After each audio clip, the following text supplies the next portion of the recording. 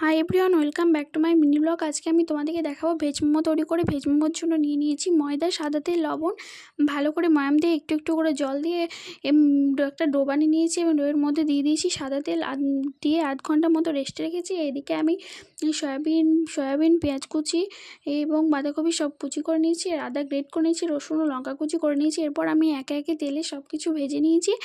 এরপর মধ্যে দিয়ে দিয়েছি স্বাদ মতো লবণ, গোলমরিচ গুঁড়ো এবং সয়া সস। কিছুটা ভেজে নিয়ে আমি এটা ঠান্ডা করতে দিয়েছি। এদিকে রেস্টে থাকা ময়দাটা লেচি কেটে নিয়েছি এবং লুচির আকারে সবগুলো বেলে নিয়েছি।